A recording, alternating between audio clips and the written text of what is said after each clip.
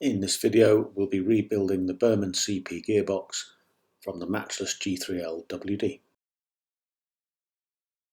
If you watch the teardown video you'll know that I'm doing this because of a strange noise from the transmission. Here it is again.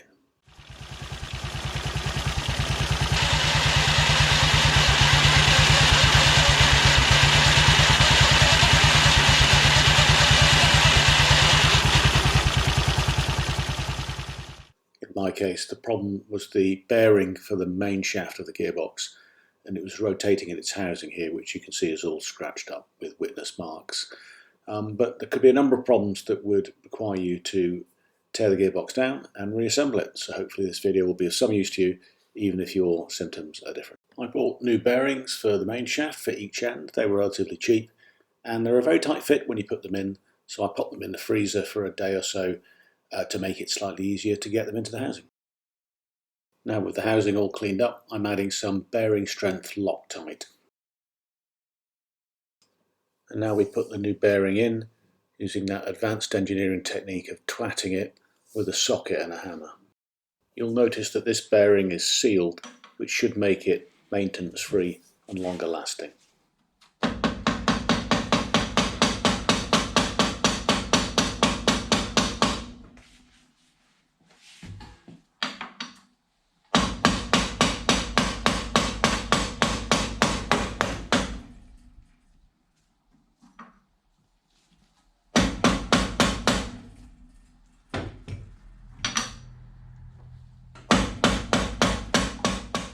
And you can tell when it's all the way in against its housing because the tone of the hammering changes.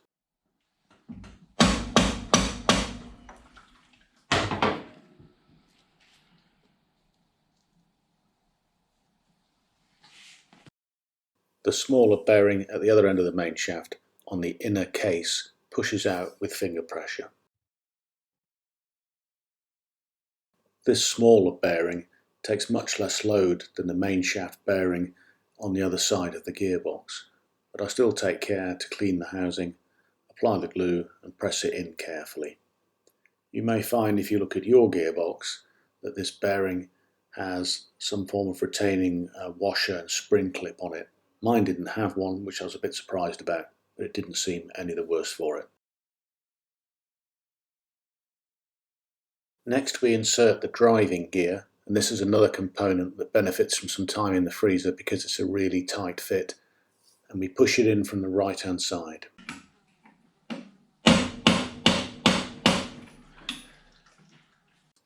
Hammering it in with a socket, we again find that the tone changes when it's completely home, but as a guide it should protrude by about 35 mil. Now we have to seal the driving gear to stop any of the lubricating grease seeping through, and for this first we put on the felt washer, then a plain steel washer, and then a circlip which fits into the groove around the inside of the housing.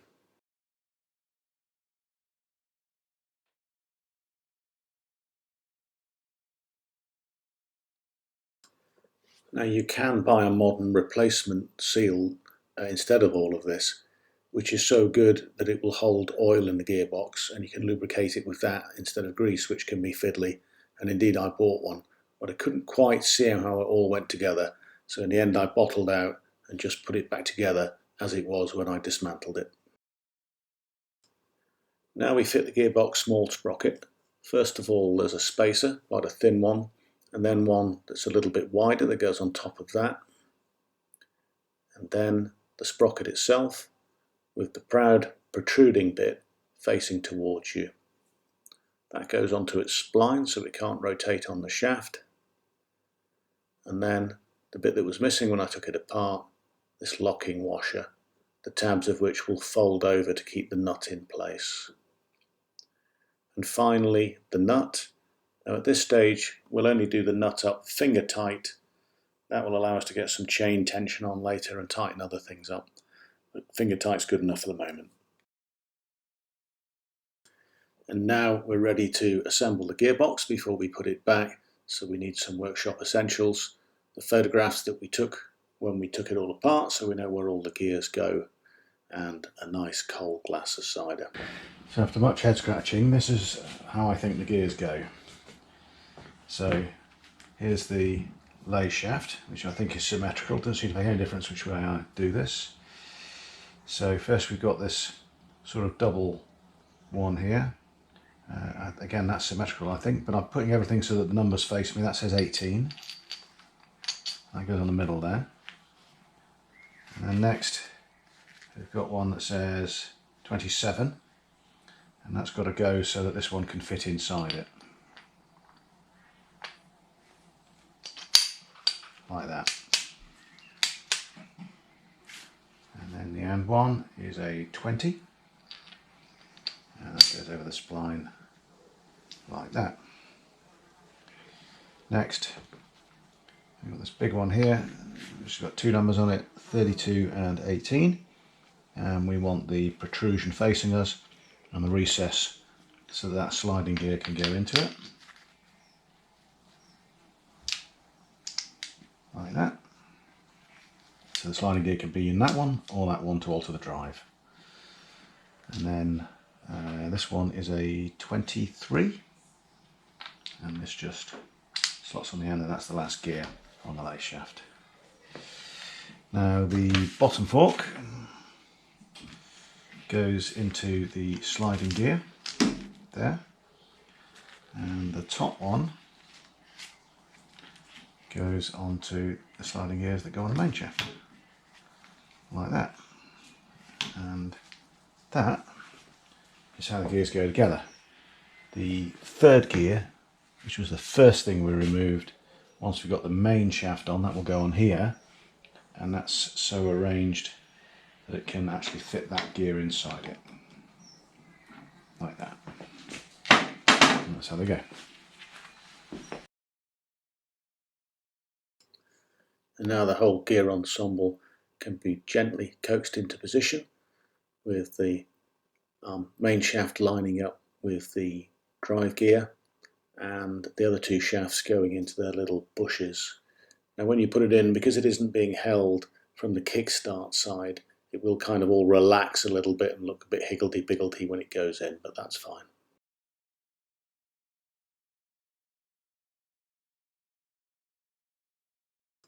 And now we push the main shaft in from the other side of the bike and gently work it through as far as it will go. And that holds things together a little bit more tautly now.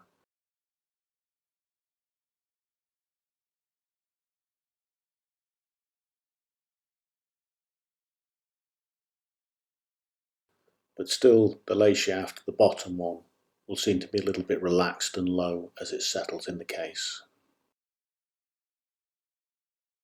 Now we put the washer on the end of the lay shaft and turn the cam until the little mark is in the 9 o'clock position. Now place the third gear, which should be the only cog you have left, back on the main shaft.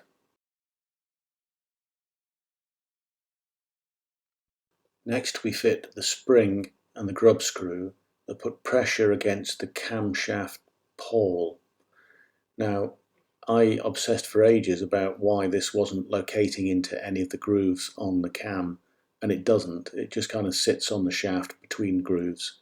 The important thing is that the mark on the end of the cam is at the 9 o'clock position. This is an awkward component to screw in because there isn't much space. There's an oil pipe and there's the frame, and you need a short handled screwdriver, and the pressure of the spring is quite strong. But you need to screw it home as far as it will possibly go, and not screwing it home apparently is a common cause of bikes jumping out of gear.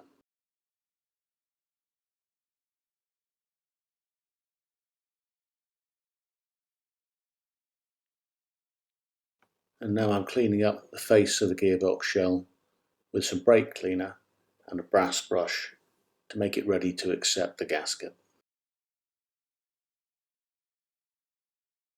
Here I'm applying a thin smear of multi-purpose grease to the face of the gearbox shell to help the gasket stick when I apply it. Like many of the parts I've got for the bike, I purchased a gasket from AMC Classic Spares.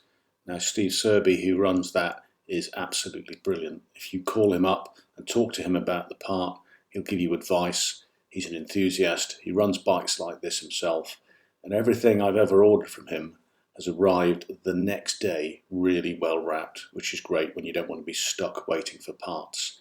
So AMC Classic Spares, look them up on the web. They are awesome. For me, the trickiest part of putting on the gasket is getting it over the bolts, because the hole's only just big enough. So what you can do is use a paper punch just to make the hole very slightly bigger, and that won't affect the seal, but it'll make it less likely that you'll tear the gasket as you put it on. Now, I do apologise, but I lost the clip of putting the inner case on, but it's pretty straightforward. You just lift it up, offer it up to the gearbox shell and push it on. It goes on easy as pie, and the main shaft comes through its small bearing. Now I'll replace the 4 bolts that hold the inner case on. You'll notice that I put a bit of string through this and labelled it. I do this with all parts and take photographs. I'm pretty obsessive about that, because there's nothing worse than looking at a whole bag of bits and wondering where everything goes.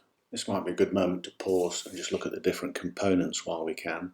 So clockwise from top, we have the main shaft poking out through its smaller bearing, and then in the 1 o'clock we've got the cam pinion, which has got that little mark which needs to be in the 9 o'clock position, and then in 3 o'clock you've got the bush for the gear selector where its little axle pops in, and then at the bottom there we've got the end of the lay shaft, and then in the 9 o'clock position we've got the bush for the kickstarter. That's where the kickstarter axle goes in.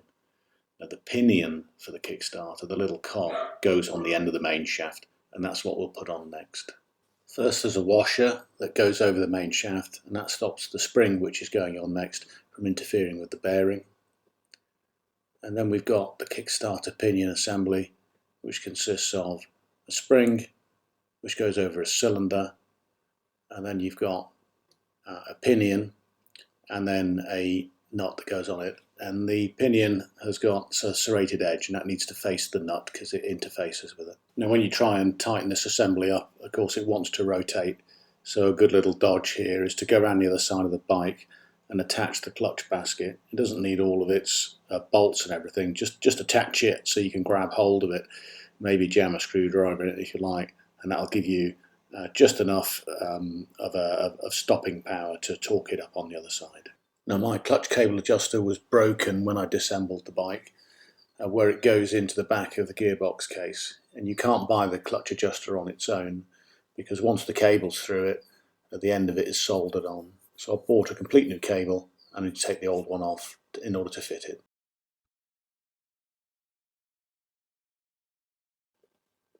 Now here I'm taking the new clutch cable, complete with its adjuster on the end, and comparing it with the old clutch cable. Now they weren't exactly the same length, but don't worry, if this happens to you as well, it doesn't matter whether they're the same length or not really, so long as it's got enough length to get around the bike. What really matters is the difference between the outer sheath and the length of the inner cable, because that's what provides the tension. So here I am fitting the new clutch cable, just slotting it in to the handle at the top, and I use little rubber retainers to hold it onto the bike. And when you route this, it goes through the middle of the bike, out of the other side, and into the gearbox in the back where it just screws in. Now I follow the same process to clean up the face of the gearbox as I did for the inner bit. So brass brush and some brake cleaner, and then a little bit of grease smeared around the edge just to help the gasket stick, and then carefully work the outer gasket into position. Also I use a screwdriver to flatten it down against the base of the bolts so that it doesn't crinkle. And now I didn't film this, but I placed the clutch shaft into the middle of the main shaft. It can go in from either end, and I've got 2 ball bearings to put in here. Most bikes should just have 1, but I had 2. I counted them all out and I counted them all back in again. And then finally the little forked piece which engages with the clutch actuator on, and it just sits and balances in there. Now this is the bit that can seem really complicated, and it may seem like you need 5 hands, but once you know what to do, it's actually straightforward.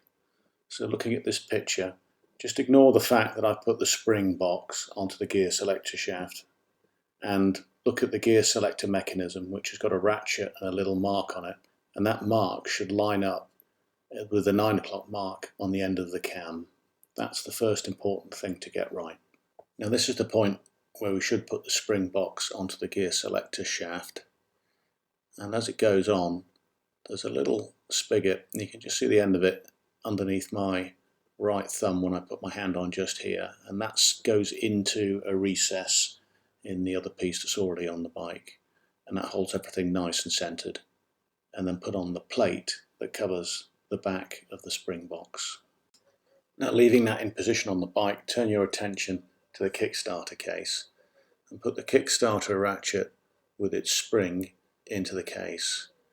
Now at the end of the spring there's a little loop, and that goes over a stud and it secures it. You should just be able to press it over with your thumb. Once you've done that, we need to put some tension in the spring. So for that, just put the Kickstarter on. No need to do up the nuts, it'll hold itself on with stiction. And we need to give it 2 full turns. But don't be too enthusiastic, because this spring is a little fecker, and as you start to turn it, it'll try and wrap itself around anything that's in the way. So just turn it a little bit, and then use your thumb on your other hand to just free things off.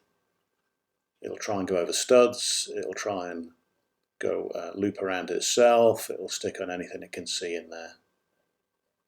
But with a little bit of patience and care, you'll be able to get it 2 full turns, and then that's enough.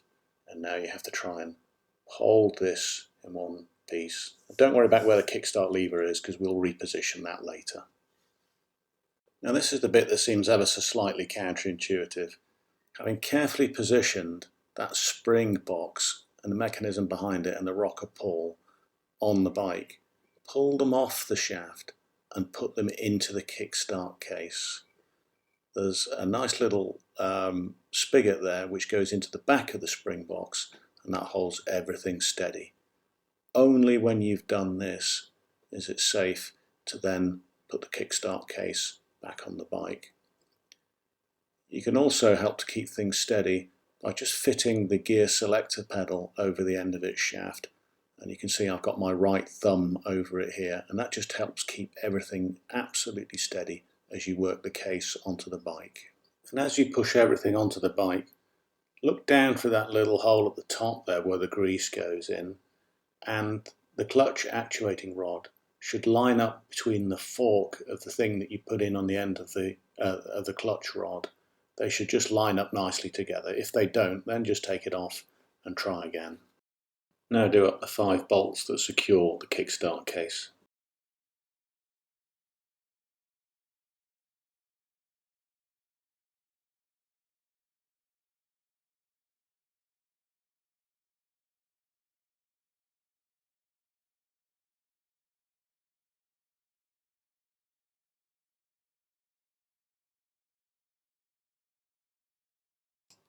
And slip the clutch cable into the slots at the top of its actuating lever.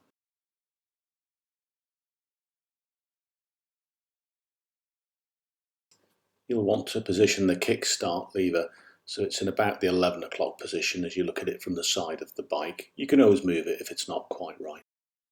This is more or less the right position for the gear change pedal. It seems to slope down quite a lot, but if you imagine the end of the pedal should be more or less level with the foot peg, and you can see the hole in the frame where that's going to slot, and then the pedal will be slightly higher. So this is about right, and tighten up the nut. Now if you've ever tried to put grease in a gearbox, you know how difficult it is to get it to go in and settle towards the bottom, and how thick it is. So here's a method I use, which I've had some success with. Take the grease and mix it with the engine oil that you use to lubricate the bike anyway. Mix it up about 1 part to 8 and put it in a heat-proof container and get a heat gun underneath it. And as you mix it and heat it, it becomes less and less viscous and easier to get into the gearbox. Now to actually get it into the gearbox, I made a makeshift syringe out of an old tube vitamin tablets, and then a little plunger, which that's just a nut and bolt with a couple of washers bolted onto it, and then just fill it with the warm grease and push it in. That seems to work quite well. I've had no leaks of this, and it seems to transfer across the gearbox and lubricate everything really well.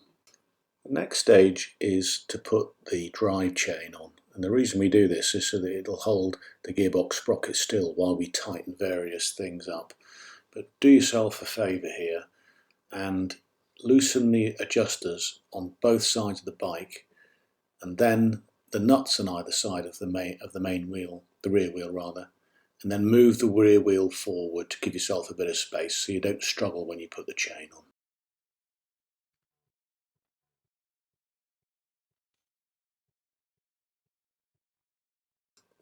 I find the easiest way to reconnect the chain is to put it over the rear sprocket so that two links are on adjacent teeth, and then put the split link through the middle.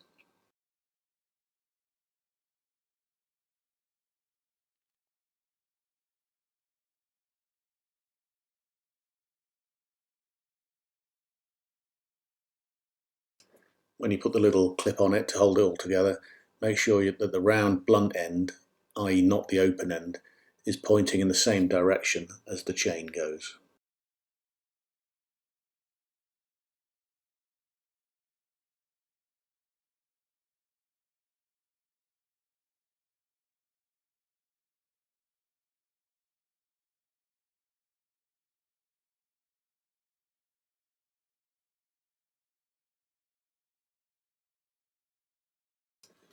Now put the two adjusters back to roughly where they were before and do up the wheel nuts. And because we're going to be fiddling with the tension of the primary chain, we're going to have to come back to this and alter the tautness later anyway. Now you'll be able to tighten the gearbox sprocket nut and fold over the tabs on the washer collar. Use the rear brake pedal to hold everything still while you tighten it. That's why we put the chain on.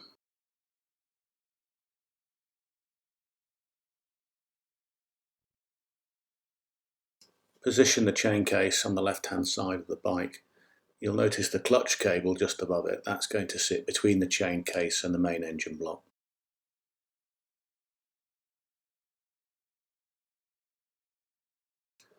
Do up the nut and bolt that secure the chain case to the battery tray. Then do up the 3 bolts at the front of the chain case.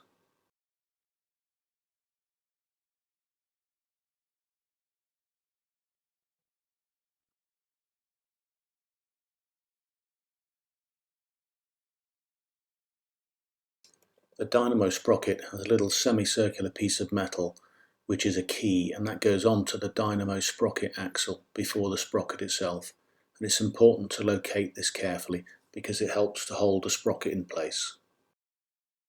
Refit the spacer for the front sprocket.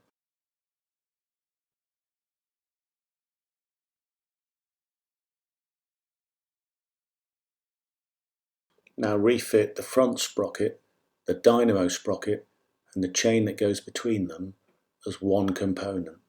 And as you do this, make sure that the slot on the inside of the dynamo sprocket lines up with the key and doesn't displace it as it goes on. Now there's a small washer that goes on the dynamo sprocket axle, and it goes quite a way in there. You might have to poke it in with a screwdriver. And this is followed by the nut, which at this stage will do up finger tight.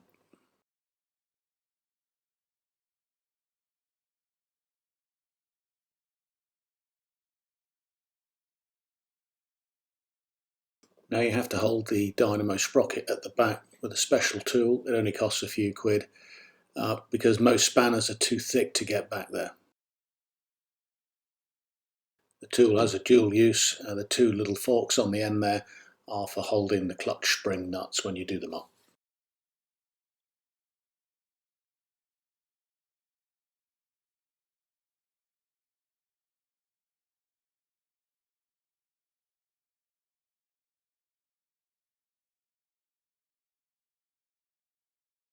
On top of the nut goes a washer with 2 little tabs. It's obvious where they go, and a little spring to hold everything in place.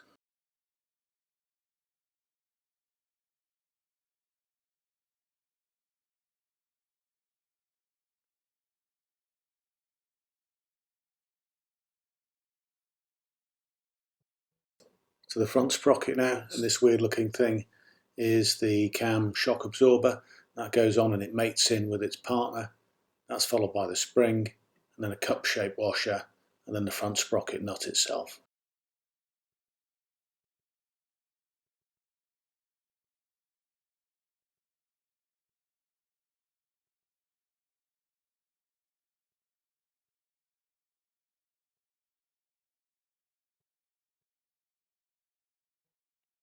Now the nut here is quite thin and the socket's prone to slipping off, but get as much tension on here as you can.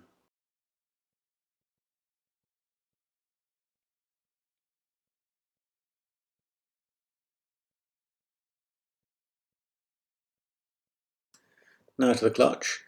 First we put on the large washer stroke spacer that just fits over the axle there of the clutch main shaft, followed by another little spacer.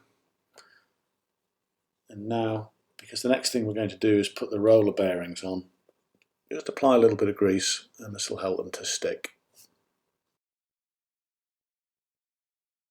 Now when you put the roller bearings on, they're magnetic and they'll actually hold themselves onto the metal there.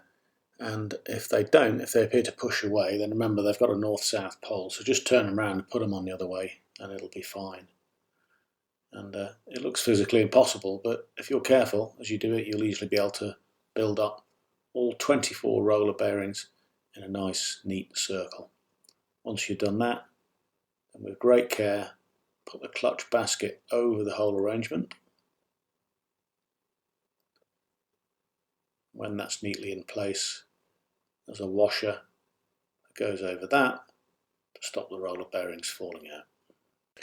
Now put the primary chain back on and do up that little clip so that the blunt end is pointing forward in the direction of rotation of the chain. Now it's time to put the clutch inner basket on, remembering that there are 4 bolts that go in here. They've got a flat side that needs to go towards the inside so that the bolts don't rotate once they're dropped in. And then put it over the whole arrangement. It'll sit on its own little spline. And then in my case I had this sort of a brass washer and a nut to go over the top.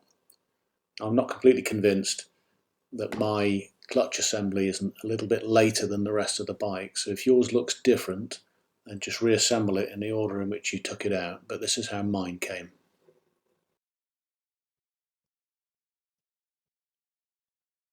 And you can see I'm leaning on the brake with my left forearm here to hold everything still while I torque it up.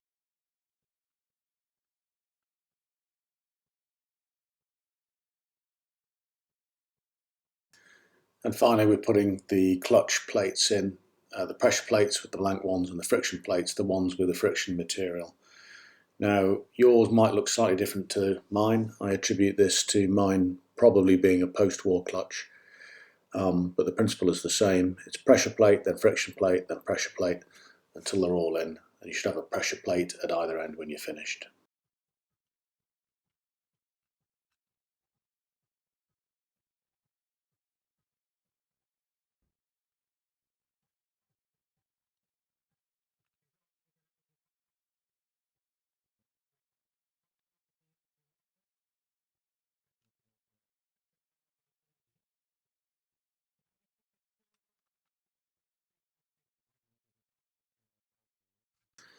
So now we'll fit the spring pressure plate.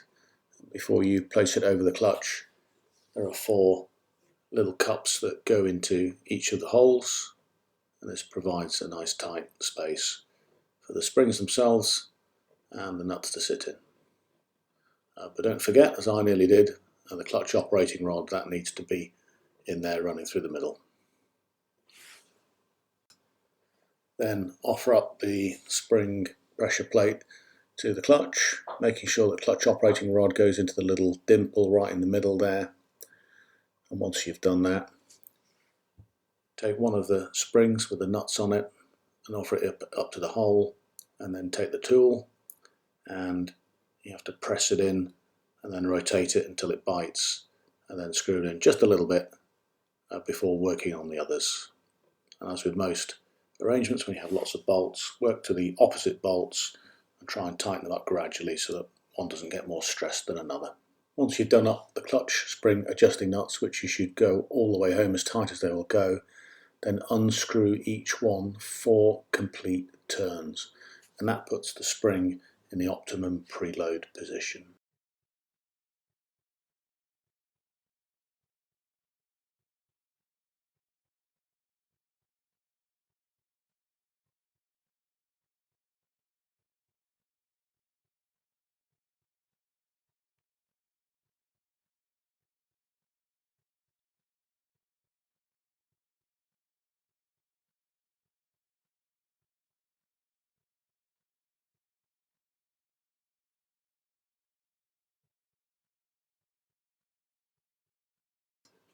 And all that remains now, when the clutch is adjusted, is to refit the chain case, the footrests and the exhaust. I won't bore you with that here. There is a separate video for that if you need help with that. So that's it, the gearbox back together. It worked perfectly, and I'm off happily riding the bike again. I hope that's been of some use to you.